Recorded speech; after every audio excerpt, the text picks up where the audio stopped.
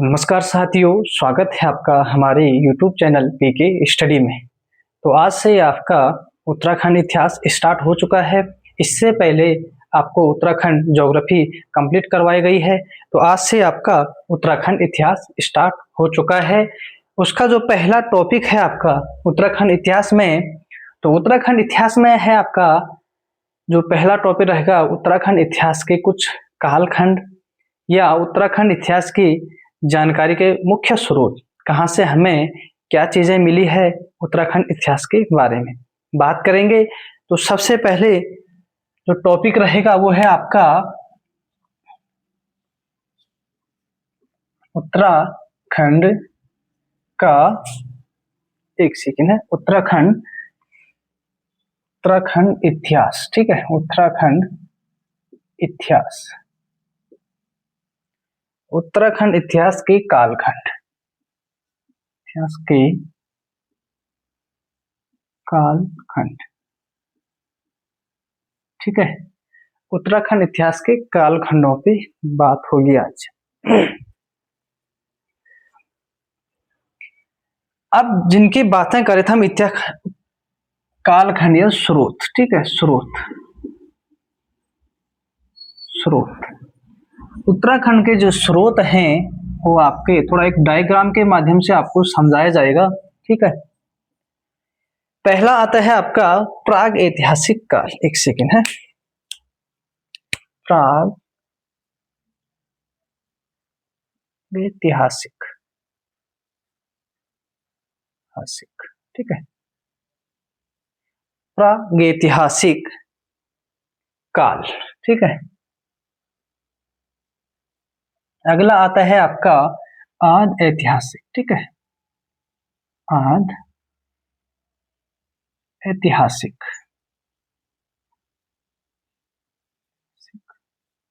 काल। ठीक है, प्रागैतिहासिक काल आ गया, आद ऐतिहासिक काल आ गया है। अब आता आपका ऐतिहासिक काल, ऐतिहासिक। ठीक है, ऐतिहासिक काल। तो ये उत्तराखंड इतिहास के मुख्य स्रोत है, प्रागैतिहासिक काल, आदि ऐतिहासिक काल और ऐतिहासिक काल। ये ऐसे आपको उत्तराखंड इतिहास की जानकारी मिलती है।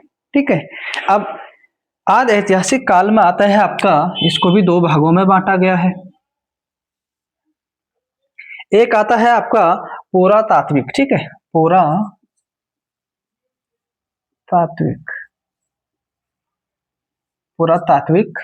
स्रोत।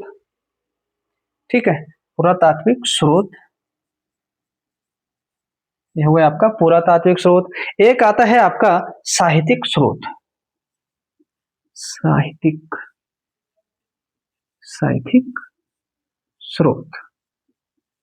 ठीक है, तो यह है उत्तराखंड इतिहास के कुछ मुख्य स्रोत जहां से हमें उत्तराखंड इतिहास की जानकारी मिलती है। ठीक है, मुख्य स्रोत जो तीन भागों में बांटा गया, प्रागैतिहासिक हो गया, आदि ऐतिहासिक हो गया और ऐतिहासिक काल हो गया। उसके बाद आदि ऐतिहासिक काल को दो भागों में बांटा गया है, पुरातात्विक और साहित्यिक में। तो आज हम बात करेंगे आपके प्रागैतिहासिक काल में। ठीक है, एक एक के आप पे बात होगी, फिर आदि ऐतिहासिक पे बात होगी, फिर ऐतिहासिक काल पे बात होगी। ठीक है, इसको मिटा देते हैं।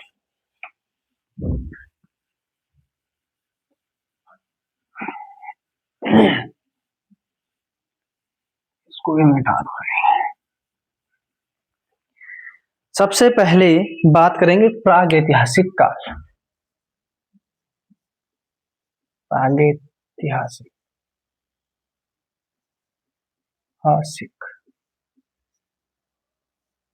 प्रागैतिहासिक काल। किस पे बात करेंगे? प्रागैतिहासिक काल।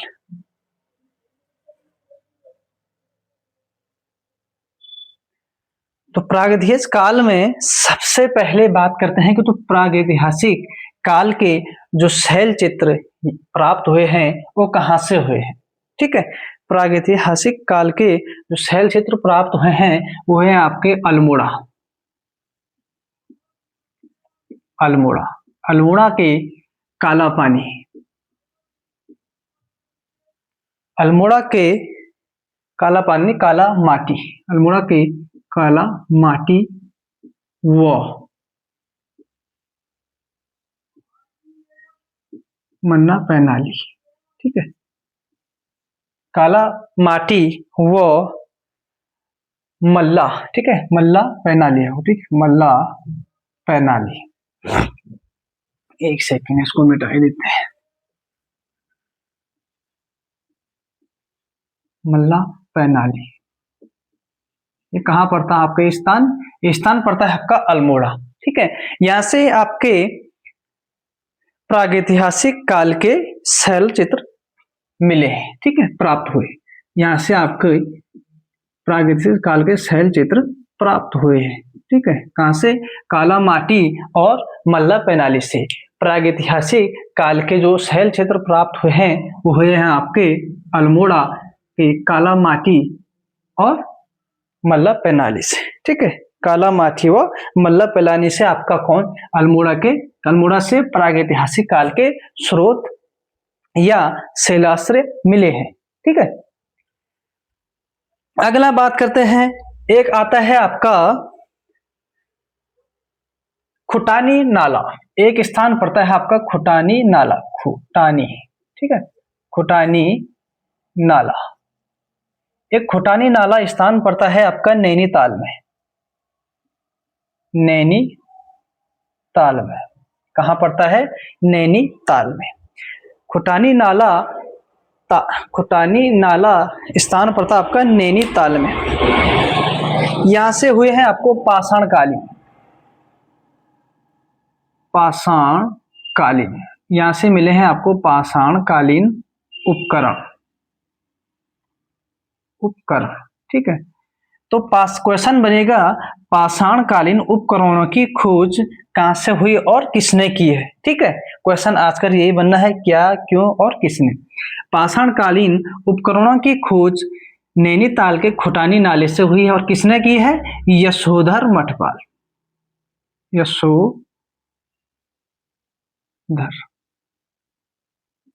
यशोधर मठपाल।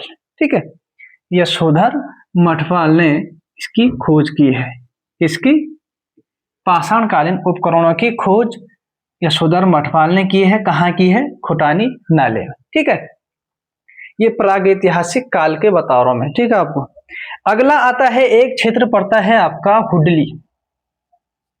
जिन लोगों ने पढ़ा होगा उनको तो पता होगा हुडली। हुडली, तो हुडली पड़ता है आपका उत्तरकाशी,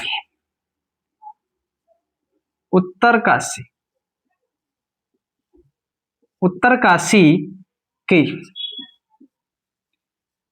एक सेकंड है, उत्तरकाशी के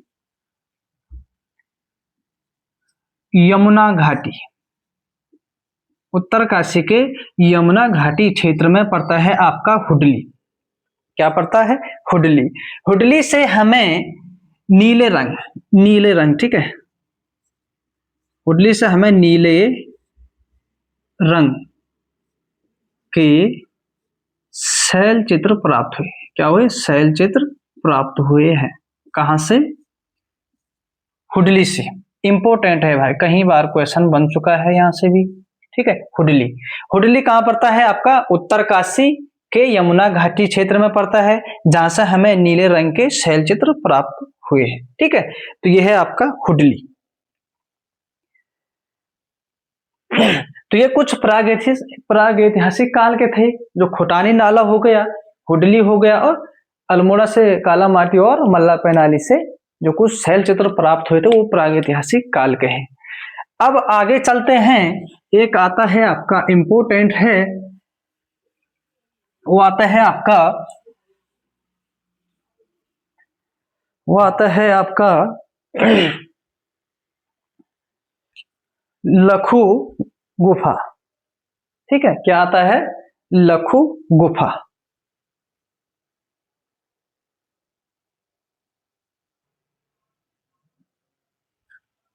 तो अगला आता है एक इंपोर्टेंट, लाखू गुफा।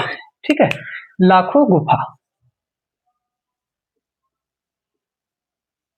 लाखू गुफा क्या आता है? लाखू गुफा। तो लाखू गुफा काफी इंपॉर्टेंट हो जाता है आपका एग्जाम के हिसाब से, बार बार क्वेश्चन बन रहे हैं यहाँ से। तो सबसे पहला आएगा लाखू गुफा की खोज कब हुई है, किसने की है और कहाँ हुई है। ठीक है, तो लाखू गुफा की खोज 1968 में एमपी जोशी के द्वारा खोज की गई है लाखू गुफा की। और कहाँ की गई है? सुयाल नदी के तट पे। नदी कौन सी है? सुयाल नदी। कहाँ की गई है? अल्मोड़ा के बड़े छीना दलवेंड के पास सुयाल नदी के तट पे क्या है आपका? लाखू गुफा। काफी इंपोर्टेंट है एग्जाम के हिसाब से। ठीक है, तो आपको ये चीज याद रखनी है। तो लाखू गुफा की सबसे पहले खोज की बात करते हैं। खोज 1968 में। ठीक है, किसने की है? एमपी जोशी। किसने की है? एमपी जोशी। 1968 में एमपी जोशी ने खोज की है किसकी? लाखू गुफा की। कहां पड़ता है आपका? अल्मोड़ा। अल्मोड़ा के बाड़े छीना। ठीक है, अल्मोड़ा के बाड़े छीना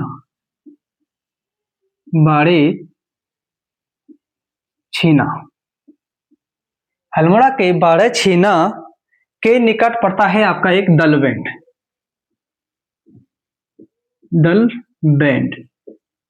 सुयाल नदी के तट पे। ठीक है, सुयाल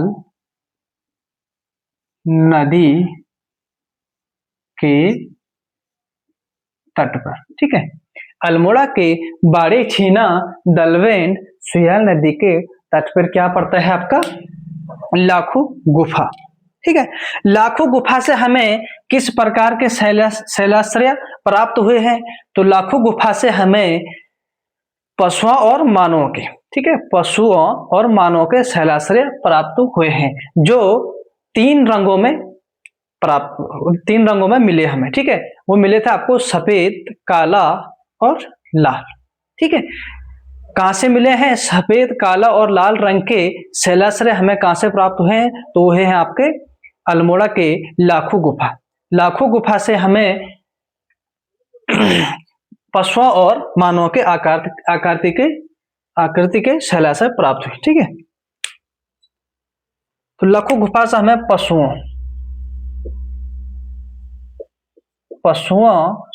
व मानव, ठीक है, पशुओं व मानवों के रंगीन शैल चित्र। ठीक है, रंगीन शैल चित्र मिले हैं। कहां से? लाखू गुफा से। कौन से रंग में? सफेद, लाल और काला। ठीक है, ये तीन रंग के रंगीन शैल चित्र हमें कहां से मिले हैं? लाखू गुफा से। अगला आता है इंपोर्टेंट, आता है एक कुछ विद्वान लाखू गुफा, कुछ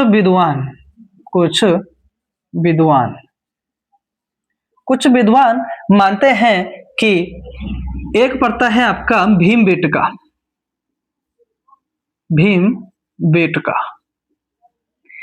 यह क्षेत्र पड़ता है आपका भीमबेटका क्षेत्र पड़ता है आपका एमपी में। कहां पड़ता है? एमपी में। भीमबेटका क्षेत्र कहां पड़ता है? एमपी में। थोड़ा सा इसके बारे में भी बता देता डिटेल। भीमबेटका पड़ता है आपका एमपी क्षेत्र में, एमपी के रायसेना जिले में। कौन सा पड़ता है? भीमबेटका एक विश्व धरोहर, यूनेस्को विश्व धरोहर की सूची में शामिल है। ठीक है, इसकी खोज होती है 1957 में। कब होती है? 1957 में डॉक्टर विष्णु श्रीधर द्वारा। ठीक है, डॉक्टर विष्णु श्रीधर द्वारा होती है इसकी खोज। ये एमपी में है और रायसेन जिले में। ठीक है, तो थोड़ा सा जानकारी मैंने आपको इसकी दे दी है। 1957 में इसकी खोज होती है। ठीक है, और ये एक क्या है? प्रसिद्ध यूनेस्को विश्व धरोहर की सूची में शामिल है भीमबेटका। ठीक है, इसके बारे में इतना ही है। थोड़ा कुछ इंपोर्टेंट जानकारी होना जरूरी है। कुछ विद्वान इसको कुछ विद्वानों के अनुसार लघु गुफा की तुलना किससे की गई है? भीमबेटका से। ठीक है, किससे की गई तुलना? भीमबेटका से की गई है कुछ विद्वानों के अनुसार। ठीक है, तो यहां से हमें क्या मिला था? हमें लघु गुफा से भीमबेटका शिलाशासन से करते हैं। यहां से हमें नागफनी आकार, ठीक है ना, यहां से हमें एक इंपोर्टेंट चीज मिला है, जो मिला है नागफनी। नागफनी, नागफनी आकार का एक भव्य शैलाशय। ठीक है, शैलाशय। ठीक है,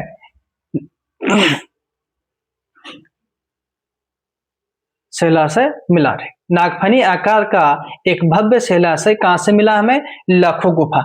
लघु गुफा की तुलना कुछ विद्वान भीमबेटका से करते हैं। भीमबेटका आपका एमपी मध्य प्रदेश के रायसेन जिले में पड़ता है, जिसकी खोज 1957 में की गई है। ठीक है, किसने की है? डॉक्टर विष्णु श्रीधर द्वारा की गई थी। ठीक है, तो यह है आपका लघु गुफा की कुछ इंपोर्टेंट जानकारियां। अब क्वेश्चन बनता है कि लघु गुफा का मुख्य विषय क्या है? तो लघु गुफा का मुख्य विषय है सामूहिक नृत्य। सामूहिक नृत्य, सामूहिक नृत्य क्या है आपका विषय? क्या है? सामूहिक नृत्य लघु गुफा का। 1982 की बात करते हैं तो 1982 में एक महापुरुष आते हैं, यशवंत सिंह कटोच। यशवंत सिंह कटोच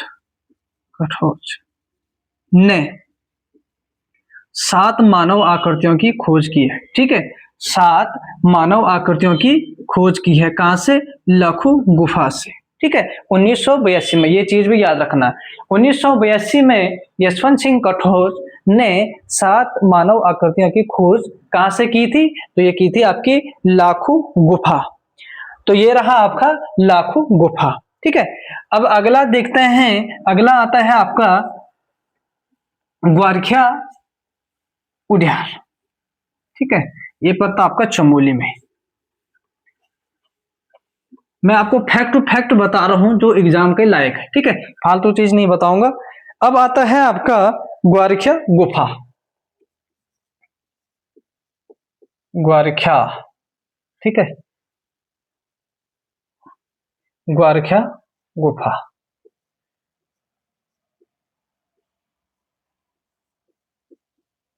ग्वारखिया गुफा, तो ग्वारखिया गुफा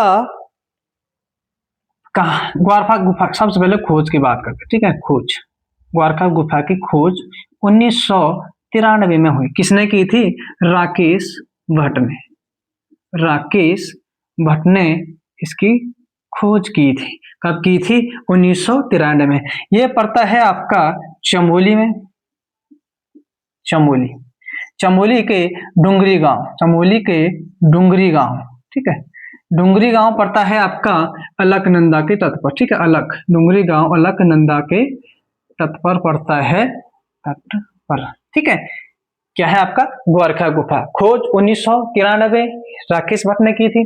कहां पड़ता है? चमोली के डुंगरी गांव अलकनंदा के तट पर। क्या पड़ता है आपका? ग्वारखिया गुफा। तो ग्वारखिया गुफा से हमें मानव, भेड़ और बारहसिंगा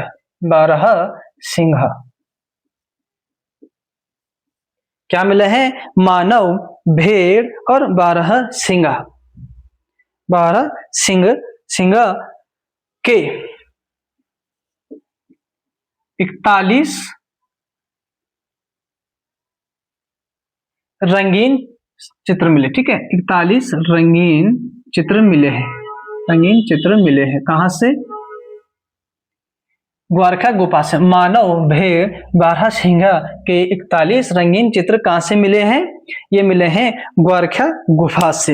इनमें से 41 में से इनमें से 8 पशुओं के मिले हैं। ठीक है, 8 किसके मिले हैं? पशुओं के, ये 8 मिले हैं पशुओं के, बाकी जो 33 बचते हैं आपके वो मानव आकृतियां हैं। ठीक है, 8 पशुओं के हैं, जो बचते हैं 33 वो मिलते हैं आपके मानवों के। ठीक है, 33 आपके किसके हैं? मानवों के, मानव। ठीक है, तो 41 आकृतियों में से 8 पशुओं के हैं और 33 मानवों की आकृतियां मिली है। कहां से? ग्वारखा गुफा से। ग्वारखा गुफा का जो मुख्य विषय था, विषय की बात करते हैं, विषय विषय तो इंपोर्टेंट है विषय, पशुओं को हाका कर देखना। ठीक है, पशुओं को हाका, पशुओं को हाका कर, हाका देखकर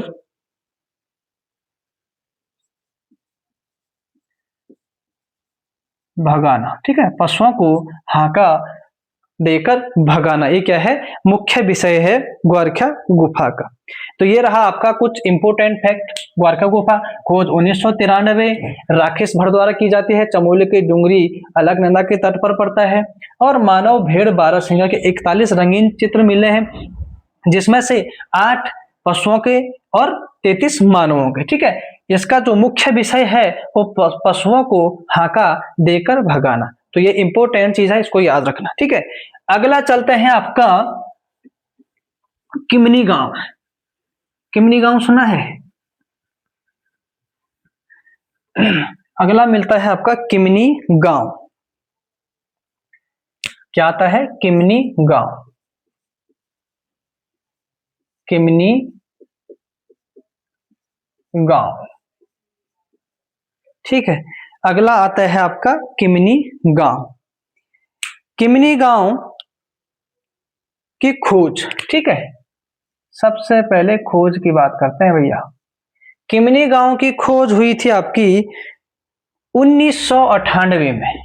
1998 में इसने की थी एमपी जोशी, एमपी जोशी जी। ठीक है, एमपी जोशी ने 1998 में किमनी गांव की खोज की थे।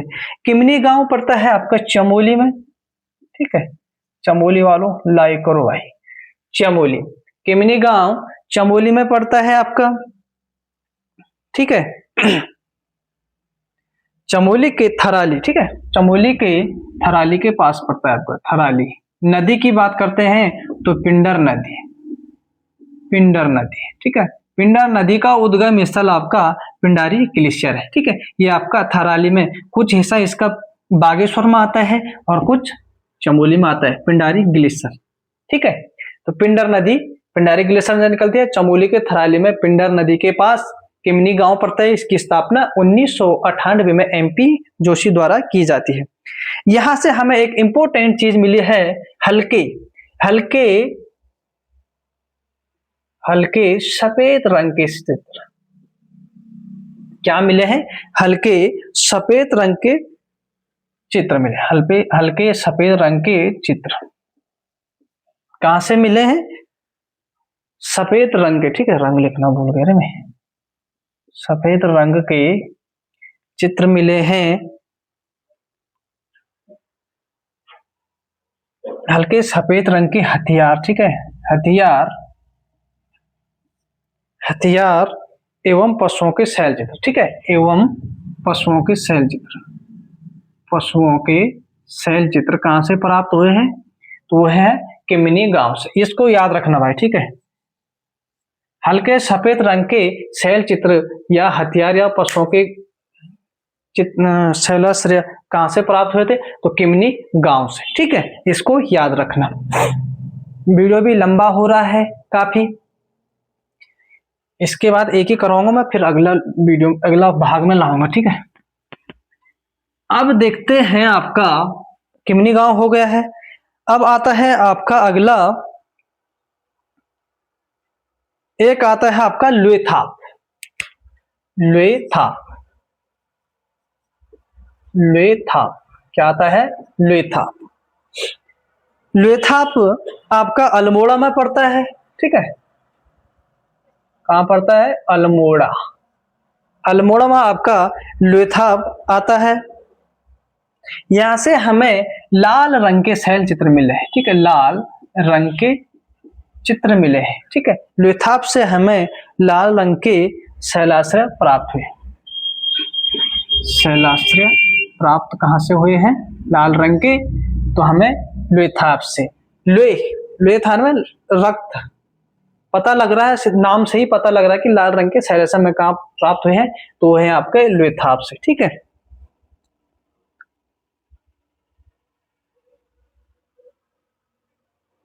लुथाप के शैल चित्रों में, लुथाप के शैल चित्रों में मानव को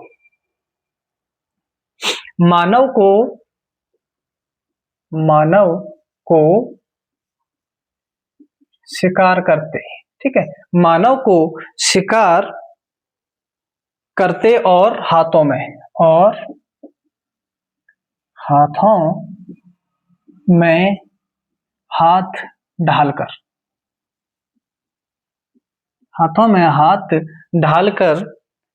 हाथ ढालकर नृत्य करते दिखाई दिया, ठीक है, नृत्य करते दिखाई दिया गया है, नृत्य करते हुए दिखाई दिया, ठीक है। मानव को नृत्य करते हुए, इतना तो आपको बोल ही दिया मैंने। मानव को शिकार और हाथों में हाथ ढालकर नृत्य करते हुए किस दिखाया गया, किस, ठीक है, तो ये दिखाई दिया आपका लुथाप में। अल्मोड़ा में लाल रंग के शैलाश्रय प्राप्त हुए और मानव को शिकार और हाथ में, क्वेश्चन बनेगा मानव को शिकार और हाथों में हाथ ढालकर नृत्य करते हुए रंगीन शैलाश्रय कहां से प्राप्त हुए? तो वो है आपके लुथाप से, लुथाप अल्मोड़ा से, ठीक है। तो यह है आपका लुथाप से यही जो इंपॉर्टेंट चीजें हैं वो बनती है एग्जाम में, ठीक है। तो अगला आता है एक फल सीमा, अगला आता है आपका फल सीमा।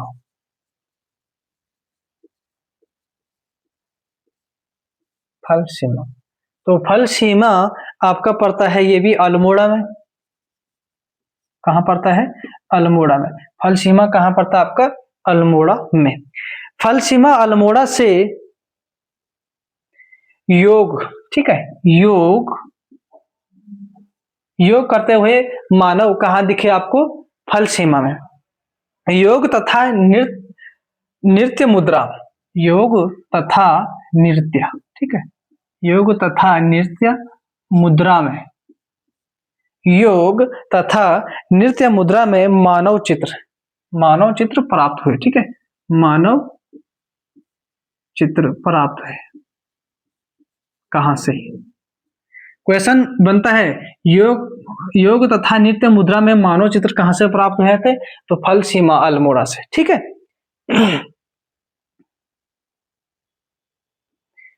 फल सीमा में दो चट्टानें हैं, दो चट्टानें आती है जहां पर दो कप मार्क्स बने हुए हैं, दो कप मार्क्स बने हुए, ठीक है, दो कप मार्क्स बने हुए। तो इससे फल सीमा से एक ही चीज इंपॉर्टेंट है आपका,